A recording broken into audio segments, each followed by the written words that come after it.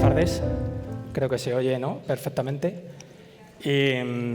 Gracias por venir, en primer lugar. Creo que merece la pena, sin duda.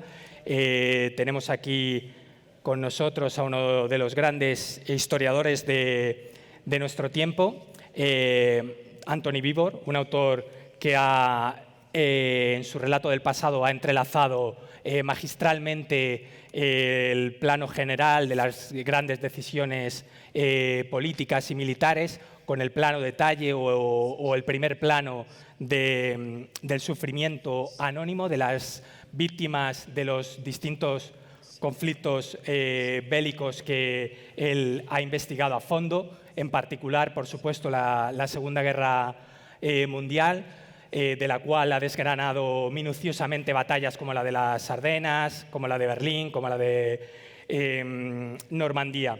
También hará un par de años publicó su reconstrucción de la Revolución Rusa y de la Guerra Civil Rusa, que él, curiosamente, ve como esta guerra civil rusa como un precedente inequívoco de nuestra propia guerra civil del 36, a la cual, a su vez, también ha dedicado un volumen importante, un minucioso trabajo, el cual se podría sumar de alguna manera a esa venerable tradición del hispanismo británico. Como sabéis, esta guerra civil nuestra, la del 36, dio origen a una larga dictadura de casi 40 años, a desmontar su eslogan primordial, el que más fortuna quizá hizo. Se aplica Nicolás Sesma, a mi extrema izquierda, sí, en su, me atrevo a decir, monumental y detalladísimo libro que titula, no había dicho, perdón, ese eslogan, perdonad, ese eslogan que hizo fortuna y que fue el primordial de la dictadura franquista, que es el que definía a España como una, grande y libre.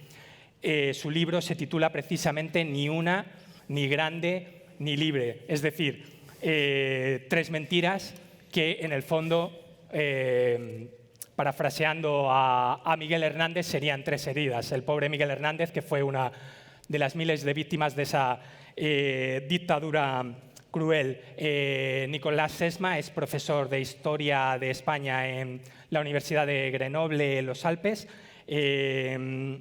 y también escribe regularmente en El País, donde en ocasiones sostiene un interesante fuego cruzado, polémicas sustanciosas sobre nuestra contienda incivil, en realidad. Bueno, nos convoca aquí el Festival Eñe para hablar de las lecciones del pasado, acaso para que nos sirvan para conjurar derivas preocupantes que nos abocan a precipicios que pensábamos que habíamos dejado muy atrás y en realidad algunos aspectos, algunos signos nos hacen darnos cuenta de que no, de que en realidad no quedaron del todo atrás. Con una de estas derivas presentes, contemporáneas, quería empezar. Hace nada llegaba o ganaba las elecciones de manera apabullante Donald Trump en los Estados Unidos. Yo unos pocos días antes hablaba para una entrevista para mi revista, para el Cultural, con el historiador Timothy Snyder, y él se refería a Trump y a Vance como políticos fascistas. Consideraba plenamente legítimo referirse así a ellos. Yo os quiero preguntar a ambos, Nicolás, Antoni, si concordáis con esta visión de Timothy Snyder y si creéis que en la Casa Blanca, en enero, que creo que es cuando se hace la toma de posesión efectiva, realmente está entrando el fascismo en este centro de poder mundial, es decir, una figura análoga a esos hombres fuertes de aquellos años 20 y 30 de nuestro continente, de Europa.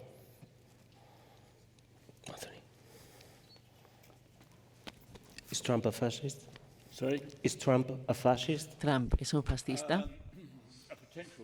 Un fascista potencial, sí, lo creo. Ese va a ser siempre uno de los grandes problemas. Es muy impredecible y, por lo tanto, es muy difícil saber qué tomarse en serio y qué no. Si vamos a ver un gran, ¿no? ¿Cómo va a ser? No lo sabemos en realidad, cómo se van a desarrollar los acontecimientos, pero lo aterrador es el proyecto 2025, que es que la gente alrededor suyo, que en muchos sentidos son mucho más extremos que en la administración presidencial anterior. La verdad es que hay gente obsesionada en cambiar radicalmente Estados Unidos, y esto solo se puede hacer a través del poder y de la amenaza. Así pues, creo que los próximos años van a ser, o quizá el próximo año, debería decir, va a ser muy aterrador para la mayoría de las personas en Estados Unidos, que no quiere ver una sociedad extremadamente patriarcal, ¿no? Las cosas como que narraba Margaret Atwood y las ideas de algunos de los que están implicados en el proyecto 2025. Es una predicción muy aterradora de lo que puede llegar a suceder. Por otro lado, Trump es alguien que va a salir con observaciones extremas para generar reacciones, para asustar, y luego va a sonar comparativamente razonable después. Entonces no me atrevería a hacer predicciones en este momento, pero veremos muy pronto cómo van a desenvolverse las cosas. De mi parte, un par de observaciones antes de empezar. Primero voy a intentar hablar en inglés, así que me disculpo por dañar la lengua de Shakespeare de una manera tan terrible. En segundo lugar, es un honor tener la oportunidad de tener este diálogo con el señor Anthony, así que agradezco a los organizadores por haberme invitado. No hace tanto estaba leyendo tus libros como estudiante, así que tener esta oportunidad hoy es fantástico. Con respecto a la pregunta, ¿Trump es un fascista? Diría que veremos. Probablemente lo veremos en 4 años, porque si pierde la siguiente elección, este será el momento decisivo. Va a aspirar a un tercer mandato.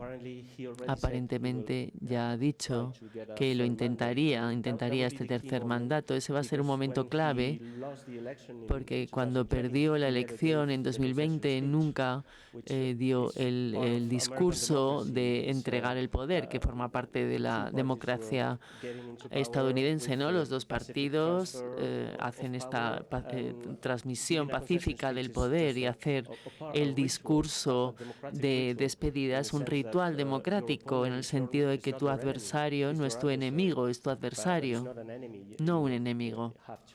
Así que tienes que... No un enemigo al que tienes que eliminar. Nunca hizo este discurso. Por el contrario, por el otro lado, Kamala Harris ya lo ha hecho, así que lo veremos en 4 años.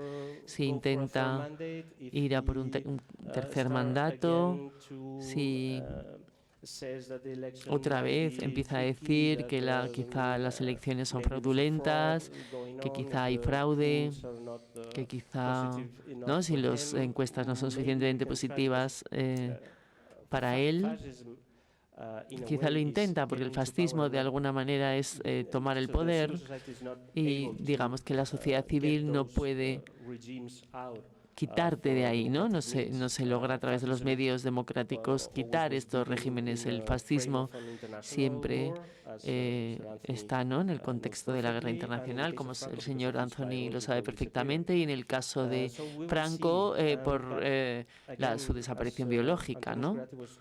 Como estaba diciendo Antonio Scarlatti justo antes, Es mucha historia, y esto es una paradoja decirlo siendo historiador, pero quizá no es lo mejor para entender lo que está pasando en el mundo ahora mismo. Quizá necesitamos nuevas palabras, nuevos elementos para redefinir lo que está pasando en la política.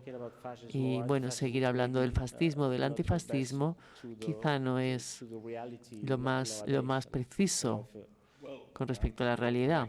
Bueno, tienes razón, pero esta idea de demasiada historia depende en realidad de la historia, ¿no?, que se está promoviendo, porque cuando miramos la manera en la que Putin está obsesionado con la historia, con las fechas y su idea de ello, ¿no? Y esa idea peligrosa de que parte de los asesinatos desarrollados por varios asesinos, ¿no? El asesinato, por ejemplo, de Politkovskaya, siempre eran el día del cumpleaños de Putin o un aniversario. Hay algo aterrador en la manera en la que los dictadores están obsesionados con la historia de esa manera particular y cómo se fijan en determinadas fechas. Así que hay que mirar el calendario con mucho cuidado, de hecho.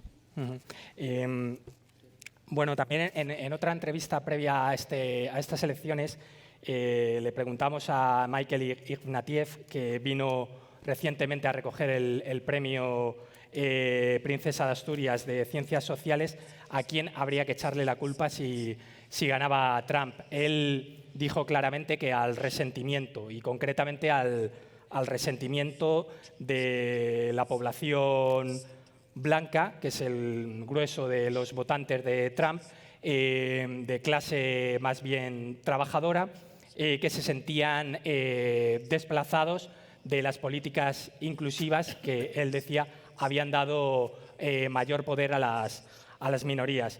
El resentimiento también fue un motor que alzó al poder en los años 20 y 30 a figuras como Mussolini y como Hitler, en un resentimiento diferente, cierto es. Yo os quería preguntar cuáles consideráis vosotros que son las principales fuentes hoy día de alimentación de la ola reaccionaria extremista que nos asola.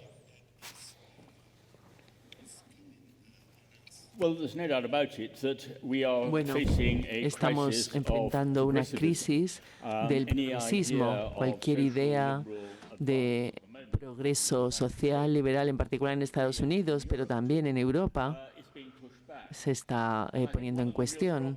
Y creo que uno de los problemas reales, verdaderos, es la manera en la que porque la humanidad se adapta con bastante lentitud a las ideas nuevas, y el gran problema en Estados Unidos es que los intentos de la izquierda progresista de cambiar la sociedad de muchas maneras, ¿no?, con ideas hermosas, no, ya sea el antirracismo, los derechos homosexuales o los derechos transgénero, y uno de los motivos no hay que, digamos, culpar a la clase obrera blanca, sino, es más, hay que preguntarse por qué tantos latinos votaron esta vez a Trump.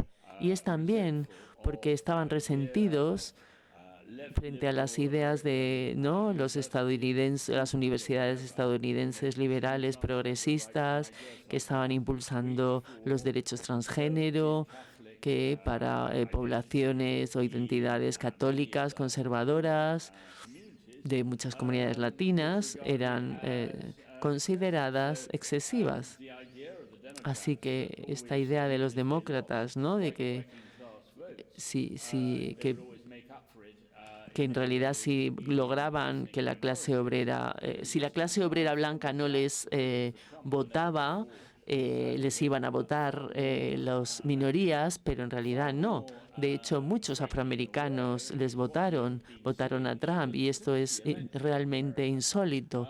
Y todavía asusta más la misoginia que se está desplegando desde la elección, ¿no? Hay un aumento muy claro en los varones jóvenes que han votado a Trump, y estamos escuchando ya lemas que, ¿no? Como de nuevo en la cocina, tu cuerpo, mi elección. Y esto incluso en los patios de colegio, ¿no? Los niños ya han tomado esto y están amenazando a las niñas con esta idea de ahora volvemos a tener el poder. Así que hay una guerra de género muy fuerte en Estados Unidos ahora mismo que ha sido promovida con esta idea, ¿no? De hagamos América grande de nuevo, pero en realidad es hagamos a los varones americanos grandes de nuevo. Y esto da mucho miedo. Sí, probablemente hace falta un análisis multifactorial para entender lo que pasó en las elecciones estadounidenses y, bueno, porque cualquier acontecimiento histórico es multicasual y multifactorial, pero añadiría lo que ha descrito Anthony, ¿no? La crisis de las clases medias. Sin clases medias no hay democracia, así que cuando las clases medias tienen miedo de ver su situación empobrecida, ¿no? Pueden volverse contra las élites o contra las clases más subalternas, el proletariado, sintiendo miedo más que uniéndose para conseguir más justicia social, que así es lo que los partidos socialistas, obreros estuvieron defendiendo hasta hace pocos años. Así que pondría esta crisis de las clases medias en el centro. Me gustaría hablar también de algo que está sucediendo globalmente, que es la oposición entre vivir en una ciudad, en una gran ciudad, y vivir en el campo. Esto me llama la atención porque es muy parecido a lo que pasó en los años 20 del siglo pasado, en los años 30. Si miramos el mapa electoral, prácticamente de cada país, en la Europa occidental o en las democracias liberales, hay una brecha entre el campo y las grandes ciudades o las ciudades. Probablemente tenemos que generar vínculos entre estas poblaciones para que puedan confrontarse entre sí y puedan tener un proyecto que implique a todo el mundo y no la sensación de que se te sacrifica cuando estás en el campo porque eres quien te enfrentas al cambio climático, quien ofrece las materias primas y probablemente de manera más directa que cuando vives en una ciudad.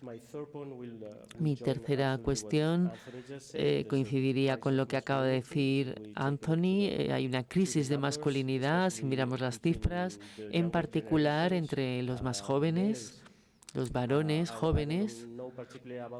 No sé de vosotros, pero no conozco ni un solo hombre menor de 30 años que sea de izquierdas. Y algunos, cuando trabajamos con estudiantes, hemos visto en los últimos 10 años lo rápido que ha crecido el conservadurismo, ¿no? En esta generación masculina de jóvenes, chicos, sin abandonar, desde luego, la igualdad de oportunidades, la discriminación positiva y continuar con el feminismo. Es importante abordar esta crisis de masculinidad, en particular con respecto a los resultados escolares. Yo enseño a una universidad francesa desde hace 10 años y lo que puedo ver es que en las mejores titulaciones, en las titulaciones donde consigues los mejores trabajos, por lo menos en humanidades, en mi tercer año en los másters, tengo 33 chicas y 2 chicos. Así que incluso para estas chicas no es interesante porque no van a tener compañeros con los que construir un proyecto. Así que es importante abordar este abandono escolar y de los estudios de los chicos, porque eso hace que se adiccionen más a las pantallas o que ya no les atraigan los libros. Es importante encontrar una manera para generar un proyecto colectivo que permita aunar, porque la sociedad cada vez tiene diferentes velocidades, ¿no? Donde tienes una superélite muy bien educada que viaja mucho y luego tienes un sector muy pobre, muy empobrecido que ya no tiene esperanza. Así que tenemos que construir un proyecto que suponga esperanza, suponga trabajo, incluya el género, la igualdad y que genere esperanza en el futuro, porque con un mensaje de no futuro no vamos a ningún lado. Sí, has mencionado la década de los 20 en el siglo pasado. Y bueno, yo soy muy escéptico en los paralelismos históricos, pero lo que debemos recordar es que un levantamiento social, por ejemplo, como efecto de la guerra civil rusa, fue la idea de, digamos, el intento soviético de cambiar la sociedad genera una reacción, y vimos la reacción, por supuesto, en los años 20 y 30, en particular en los años 30 del siglo pasado. Estamos viviendo una reacción ahora mismo y está viniendo, de alguna manera, del intento de acelerar el cambio social, quizá llevándolo demasiado lejos, demasiado rápido, lo que sea, pero esto viene en un contexto donde la gente está nerviosa sobre el futuro por el desempleo, el hecho de que la inteligencia artificial va a sustituir muchos puestos de trabajo en el futuro, y cuando la gente tiene miedo sobre cómo está cambiando el mundo y la manera en la que ven que la sociedad está cambiando, entonces van a reaccionar excesivamente en la otra dirección, y creo que este es uno de los problemas que digamos, ha tardado, ¿no?, a que el progresismo de izquierda se haya dado cuenta, y ahora están en un shock absoluto. Nunca creyeron de verdad que Estados Unidos iba a elegir a Trump de presidente. Estaban ciegos, en realidad, tenían la cabeza metida en la arena. Hablabas, Nicolás, de intentar de nuevo reimpulsar un proyecto común ilusionante.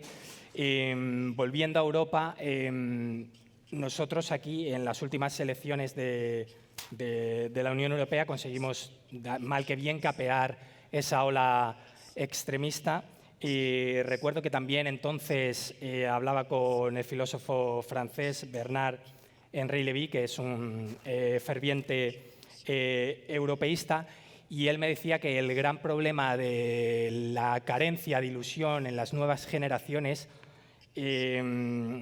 sobre este proyecto supranacional que nos permitía superar inquinas nacionalistas es que era la juventud no tenía memoria directa del Holocausto, de las guerras mundiales, de aquellos traumas que sí tenían un conocimiento directo figuras como los padres fundadores de la Unión Europea, como Schuman, Monnet, todos ellos. Entonces, yo no sé si estáis de acuerdo con esto, que la falta de una memoria directa de aquellos traumas es una razón por la cual la juventud hoy, en general, que esto siempre hay que poner muchas salvedades y no ser injustos con las nuevas generaciones, pero sí parece que el proyecto europeo, tan ilusionante en su día, incluso para generaciones como la tuya y como la mía, Nicolás, hoy no cunda entre la población más joven. ¿Esa falta de memoria directa realmente la veis, como Bernard-Henri Lévy, un problema?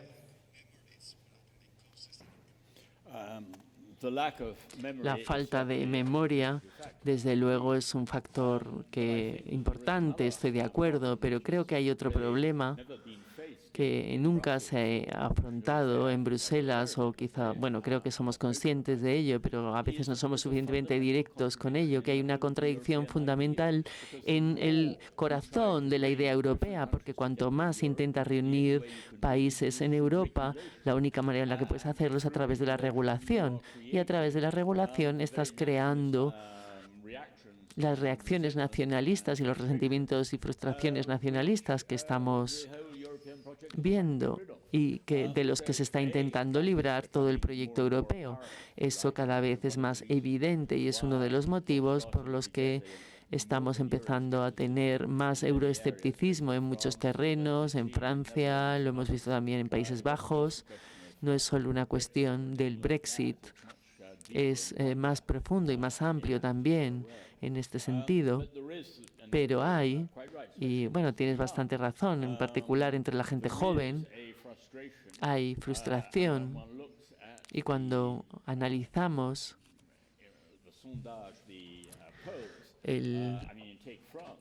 por ejemplo, en Francia, ¿no? El 25% piensa que el ejército francés debería hacerse cargo, casi la mitad de la población, ¿no? Y esto todavía más entre la gente joven, ¿no? Los mayores siguen creyendo en la democracia y, por supuesto, en este ideal europeo. Pero eso lo hemos perdido entre la gente joven. Y este es un gran peligro. Sí. La falta de memoria creo que desempeña un papel importante y para esto probablemente la buena estrategia sería volver a lo fundamental, como por ejemplo, ¿no? Mi abuelo murió luchando en Bordón, como la mitad de familias francesas, ¿no? Tienen una persona que murió en Bordón. Así que lo que hay que contarles a las generaciones jóvenes es volvamos a los fundamentos, ¿no? ¿Qué prefieres?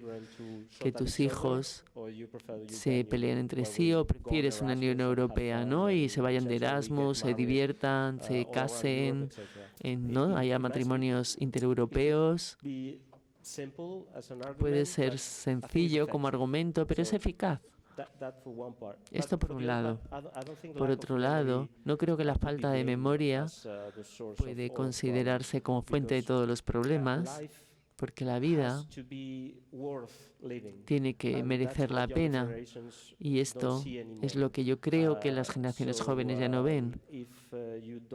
Si no ofreces esperanza, si no ofreces trabajos bien remunerados, si no ofreces un marco de colaboración, de inspiración a las generaciones jóvenes, van a abandonar el proyecto de la Unión Europea. Y lo que puedo ver, en particular viniendo de Francia, y bueno, mi mitad francesa sufre es la falta de colaboración, mucho egoísmo, mucha demagogia también en la clase política, como por ejemplo, cada vez que hay un problema con la migración en España, en la frontera, en Melilla o en Italia, en particular después de la crisis en Libia, podemos ver al ministro de Asuntos Exteriores y de Asuntos Internos francés echando la culpa a italianos y españoles porque son incapaces de contener sus fronteras y diciendo que los franceses lo harían mejor. Precisamente por la política exterior francesa, Libia entró en esta crisis y hubo esta oleada migratoria hacia Italia que generó mucha popularidad para Giorgia Meloni. Entonces, si la clase política no entiende que tienen que poner en el centro la solidaridad y la colaboración y que todos estamos en el mismo barco, el proyecto de la Unión Europea va a fracasar y va a ser nuestra responsabilidad.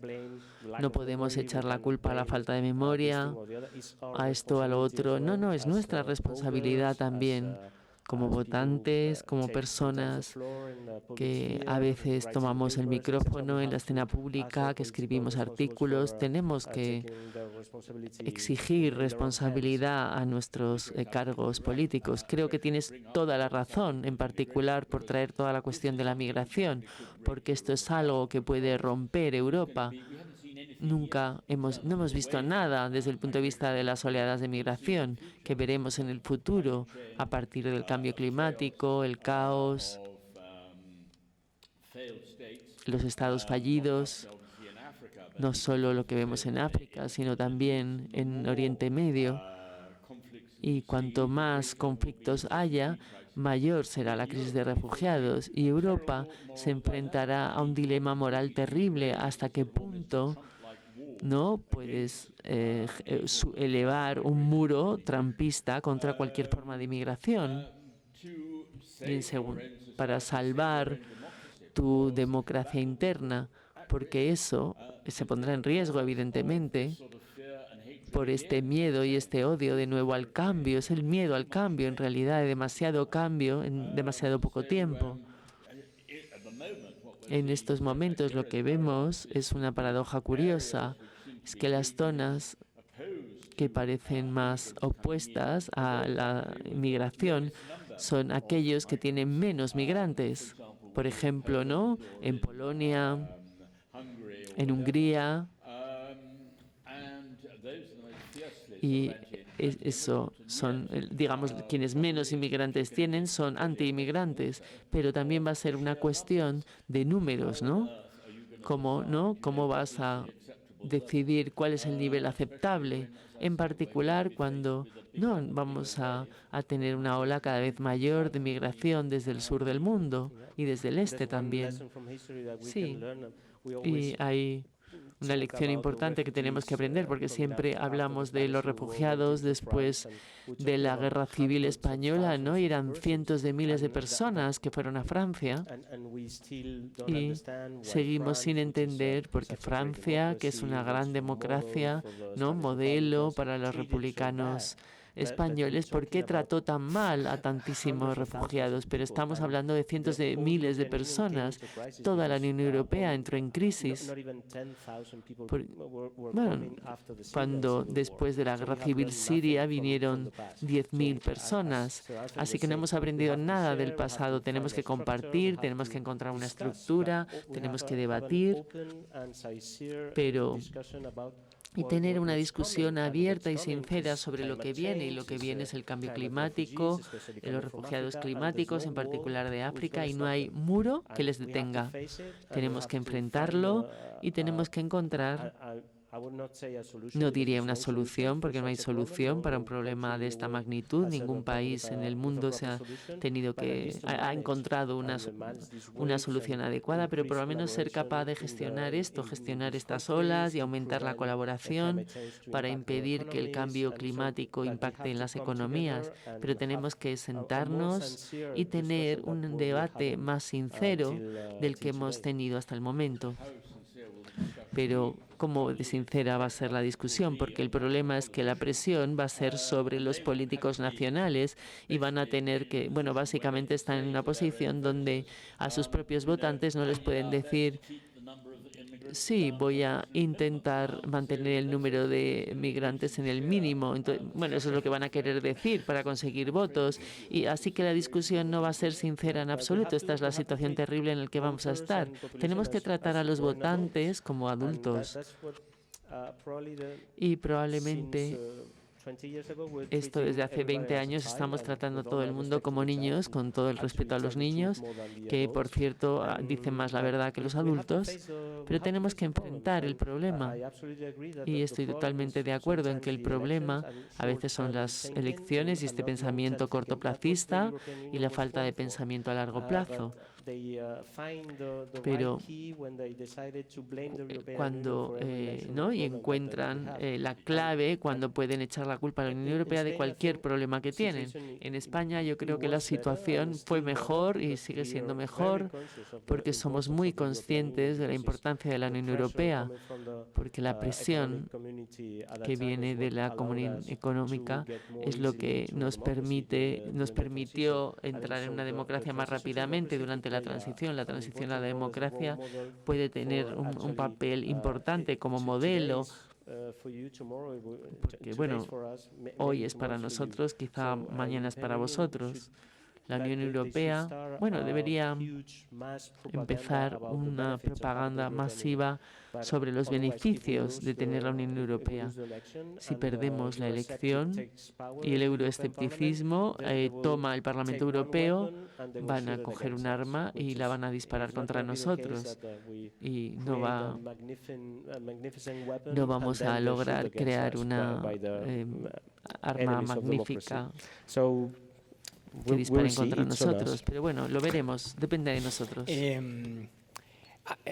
Anthony, usted, en los primeros compases de la guerra en Ucrania, cuando Putin dio aquel brutal zarpazo, dijo en alguna ocasión que de alguna manera Putin podría estar incluso haciéndonos un favor en aras precisamente a despertar esa conciencia colectiva que permitiese o que fomentase la valoración de lo que habíamos conseguido en Europa a través de proyectos precisamente como la Unión Europea. Esto lo venía a decir hará un par de años. No sé si esa esperanza que se le despertó dentro de aquel momento tan crítico, tan duro, que al menos vio una interpretación o una idea que podía salir positiva de aquella brutalidad, ¿cómo lo ve a día de hoy? ¿Sigue pensando que ha servido de realmente aquella agresión para movilizar conciencias en Europa y en el resto del mundo a favor de la democracia liberal?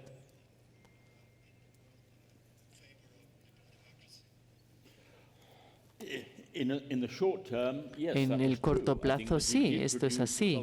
Produjo solidaridad en Europa, incluso más allá de Europa, pero desde luego con una lente norteatlántica, porque la gente estaba tan impactada por la invasión imprevista de Ucrania. Pero el problema es que la guerra también creó o aceleró más bien la inflación que ya estaba iniciando como resultado del COVID.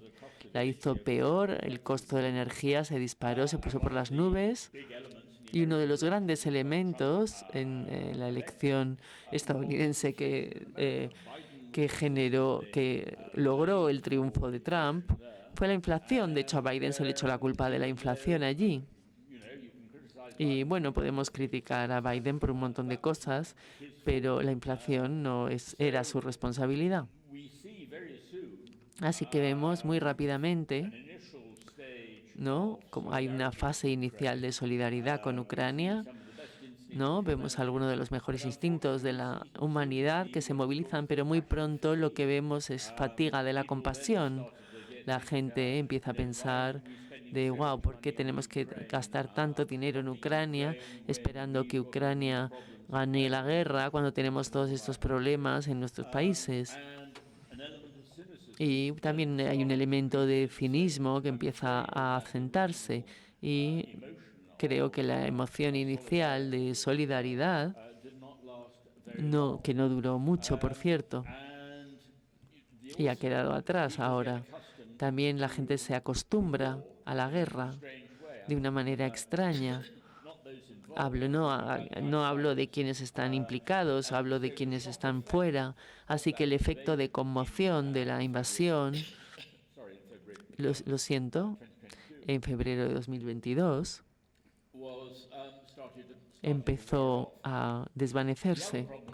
El otro problema es que los ucranianos, Zelensky, mostró un liderazgo maravilloso en esa fase concreta, pero también, por desgracia, se empezó a obsesionar en el territorio, en no retroceder nada. Gran parte del apoyo, y en particular de las nuevas armas que se utilizaron de manera equivocada, porque se utilizaron para atacar líneas defensivas y a resultas de ello fueron desperdiciadas. En lugar de recordar, ¿no?, porque alguna de las elecciones de un periodo anterior, de la guerra sino-japonesa y de la invasión alemana de la Unión Soviética, cuando tienes una masa de tierra no te puedes permitir retroceder y contraatacar. Y esto no lo han hecho los ucranianos, en parte porque Zelensky no quería retirarse ni un poquito, no quería perder nada de territorio, cuando esto es algo que sí que puedes hacer, retroceder y luego volver a avanzar. Pero luego está el problema de cuál es el futuro, y el viejo argumento dice todas las guerras tienen que acabar con la negociación. El problema es cómo negocias con alguien en quien no puedes confiar. En el pasado, incluso durante el periodo de la Guerra Fría, los diplomáticos occidentales eran capaces de asegurarse que cualquier compromiso hecho por un líder comunista en China o en Rusia lo iban a cumplir, mientras que ahora estamos en un mundo donde no podemos confiar en la diplomacia tradicional. porque lo que sea que haga Putin puede cambiar de idea después o hacer algo totalmente diferente, porque piensa que puede mantenerse igual. Y esto es algo parecido a lo que sucede con Trump. No cree en cumplir su palabra en nada. Así que estamos en un mundo muy impredecible. Así que, cómo acabe la guerra ucraniana, incluso si Trump decide no dar más apoyo a Zelensky, a menos que haga un acuerdo y acepte la pérdida de territorio. Pero los ucranianos no van a aceptarlo, porque en un mundo perfecto, ¿no? Porque, por ejemplo, si aceptan, de pronto Putin vuelve a avanzar y van a ser más vulnerables todavía. Así que sin ningún tipo de garantía y compromisos plenos para, digamos, porque se podría, digamos, incluir a Ucrania en la OTAN, pero sin esto no sé cómo se podría poner fin de manera firme a la guerra, aunque bueno, ya hay bastante fatiga, hay que decirlo, en Ucrania misma, así también hay muchísima fatiga en toda Europa. Y una pérdida, me parece, por desgracia, una pérdida de la simpatía por Ucrania. Esto es lo que empezamos a ver en Europa, pero bueno, ¿cómo lo ves tú? Bueno, no soy ni un militar ni un experto en Rusia, así que voy a ser muy cauteloso con mi respuesta. Me gustaría centrarme más en el aspecto histórico. En el caso ucraniano veo una luz al final del túnel. No estoy seguro si es un tren que viene en nuestra dirección o es una salida. Al principio pensaba que era una salida, ahora veo más un tren que viene en nuestra dirección. Creo que la principal lección del inicio de la guerra ucraniana es que aprendimos la lección de la no intervención en la guerra civil española y no abandonamos a una democracia joven. Y bueno, la llamo democracia más allá de los problemas que tenía, que por supuesto que los había en términos de respeto de las minorías, de los diferentes partidos políticos. Soy muy consciente con ello. Tampoco la Segunda República era una democracia perfecta, pero aún así seguía siendo mejor que lo que vino después. Así que bueno, hemos aprendido una lección. Si nos mantenemos unidos, podemos ayudar a una democracia joven frente a un régimen autoritario, más allá de cómo califiquemos el régimen de Putin. Es algo bueno para demostrar a los autócratas que vas a mantenerte unido para proteger un régimen democrático que forma parte de la esfera europea. Así que esto es una lección que creo, bueno, que es una conclusión positiva de la guerra ucraniana. En segundo lugar, segunda lección, que también es positiva, abandonemos la elección racional como principal explicación del comportamiento de los líderes. No fue racional invadir Ucrania, tampoco entrar en una guerra de tierra, pero por el motivo que sea, eso fue la decisión de Putin. No era una elección racional, estaba basada en hechos históricos, estaba basada en su, digamos, aspiración de grandeza, pero no tiene que ver con una elección racional. Hay algo más ahí que tiene que ver con elementos culturales, elementos históricos. Así que, bueno, en los últimos 40 años los economistas han intentado decirnos que la elección racional lo explica todo, pero creo que esto no va a ser nunca así. El tercer elemento, tal y como estaba planteando Anthony, es que la guerra tiene que llegar a su fin, en particular ahora, con el fin probable del apoyo estadounidense. Una guerra, normalmente, en particular después de la Segunda Guerra Mundial, termina con un compromiso y el problema es obtener un compromiso con Rusia y con Putin, tal y como ha dicho Anthony, no solo públicamente, sino en su libro. No puedes confiar en ellos. Siempre va a haber bueno, nos vemos después, y en lugar del fin de todo. Así que hay que terminar esta guerra para conseguir un compromiso, pero probablemente te tienes que preparar para la siguiente y te preparas consiguiendo ventajas tecnológicas, consiguiendo motivación, manteniendo la unidad y defender los valores, defender los sistemas políticos contra Rusia, contra cualquier autoritarismo que quiera amenazarnos. Pero esto también significa que los países europeos van a tener que gastar mucho más dinero en defensa. Cuando, como sabemos en Alemania, siempre ha habido, cuando digo siempre, me refiero a los años, digamos, después de la guerra, una rama tan poderosa de pacifismo que casi el 40% de los alemanes no creían en la OTAN y en el artículo 5 y no lo apoyaban en ningún sentido. Así que, vamos a empezar que, esta cifra se mejoró con la invasión rusa, pero ahora está volviendo de nuevo en la dirección contraria. Y Putin tiene, me temo, fuertes motivos para creer que la Europa occidental no es capaz, ni siquiera quiere defenderse a sí misma. Y esto es bastante peligroso. Gran Bretaña, la verdad, es responsable de no gastar lo suficiente en las Fuerzas Armadas. Sí hemos dado mucho en términos de munición a Ucrania, pero esto no ha sido sustituido. España no creo que está donde debería estar desde el punto de vista del porcentaje del PIB en inversión en las Fuerzas Armadas, y esto es así. Solo los únicos verdaderos aliados son Polonia y Escandinavia.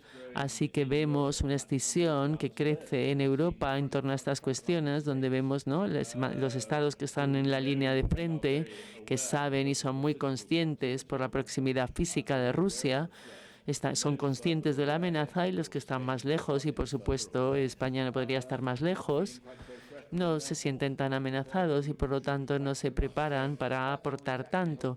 Así que, esto es un problema de solidaridad también. Esto nos lleva a otro punto que es muy importante, que son los impuestos. La relación de la población con los impuestos. Esto puede ser una oportunidad para explicar para qué son los impuestos. Los impuestos no son solo para el sistema sanitario y para la educación, que son, por supuesto, hay valores progresistas, pero también son para la defensa. Hay una oportunidad para explicar por qué los impuestos, por qué los estados son importantes a través de esta necesidad de aumentar el presupuesto de defensa para defendernos de las autocracias que nos rodean sin tener la protección de Estados Unidos. Que, lo entiendo, cuando estaba viviendo en Estados Unidos se criticaba mucho a la política europea porque decían que, como Estados Unidos os protege, no hacéis vuestra parte. Sí, y Trump, la verdad es que tiene razón en esto, en sus críticas en este sentido en concreto, que siempre irrita porque que tenga razón en algo, pero sí, así es. El problema es que desde, en 1989 y esta idea de la paz, la defensa siempre se vio como una política, un seguro muy caro, así que un gobierno tras otro es como, no vamos a gastar tanto en defensa, vamos a gastarlo en buenos programas sociales para luego intentar devolverlo. Pero esto es algo difícil de hacer. Se nos va acabando el tiempo. Quería haceros dos preguntas antes de terminar. Una primera más bien dirigida a ti, Nicolás, porque atañe más al caso local, español. Hablábamos antes de la memoria directa de los traumas y de la ola reaccionaria que ha avanzado en el mundo en los últimos años. Aquí es verdad que tardó un tiempo más en llegar que en otros países del entorno europeo. No sé si quizás se deba precisamente a la memoria directa de la dictadura y de saber que no es eso lo que queremos para nuestro país, pero es verdad que esa barrera quizá se ha visto desbordada de un tiempo a esta parte, y un partido como Vox ha llegado a tener responsabilidades de gobiernos en comunidades autónomas, en ayuntamientos. ¿Crees que esa barrera de la memoria de la dictadura se ha desbordado aquí también en España? Y te ruego una respuesta sintética para introducir la última pregunta para ambos. Es una pregunta compleja. Creo que el éxito del partido de extrema derecha, me refiero a Vox, en España, tiene más que ver con cómo tratan los problemas. No tiene tanto que ver con una nostalgia de la dictadura. No plantean esto como, no lo ponen en el centro, ¿no? Por supuesto, no condenan la dictadura, pero cuando analizamos el discurso de Vox, hablan de migración, hablan de la falta de empleo, hablan de las generaciones jóvenes. Así que lo que explica el éxito de Vox es más cómo manejan los problemas presentes que cómo se refieren al pasado. De nuevo, no voy a echar la culpa a la falta de memoria, que bueno, por supuesto, sí, en memoria había mucha falta de memoria y de lo que supuso la dictadura, pero si analizamos otros países, por ejemplo en Francia, durante décadas todo el mundo pensaba que lo correcto, la familia estuvo en la residencia, que era una memoria un poco falsa. Así que no podemos explicar la dinámica política solo a partir de la memoria. Quizá que un historiador diga esto puede ser una paradoja, pero no creo que la memoria tenga un papel tan importante a la hora de entender los buenos resultados de Vox, aunque en España tenemos una situación mucho mejor que la de otros países. En Francia, Asamblea Nacional tiene casi el voto de la mitad de la población. No es así en España. Sean cuales sean, ¿no? El gobierno de coalición, más allá de sus debilidades, la situación es mucho mejor que la que tenemos en otros países, que considerando la historia española no es el peor momento en el que vivimos. Sí, Nico tiene toda la razón, por supuesto, y es muy interesante además cuando hacemos la comparación entre España y Francia, la manera en la que el pasado se ignora o se reprime, ¿no? Después de la muerte de Franco, todo ese periodo, justo después, la gente no hablaba del pasado. Y creo que, bueno, la sensación en España, y ahí es donde otros países, ¿no? Hay mucha admiración, porque de pronto ver España cómo se transformaba, ¿no? Con una velocidad increíble, cómo se apartaba de la dictadura de Franco y cómo el pasado no la atrapaba. Pero el problema fue también que el pasado fue reprimido en buena medida. En Francia, algo parecido, lo has mencionado, ¿no? Esta idea de que en Francia todo el mundo estaba en la resistencia, que, bueno, sabíamos que era una mentira, pero era necesario en determinado momento para De Gaulle y también para los comunistas intentar aparentar que Francia estaba unida cuando no lo estaba. Era para evitar la guerra civil potencial. Ya en el 45 Francia estuvo a punto de algún tipo de conflicto civil. El problema es, ¿no?, que como con una herida, si de pronto la vendas y no dejas que la herida respire, entonces acaba infectándose, y creo que eso pasó hasta cierto punto en España y creo que también en Francia, y llevó mucho tiempo antes de que los franceses pudieran afrontar su propio pasado, en parte gracias a Pakistán, que removió la historia, pero también, por supuesto, en España. Yo recuerdo cuando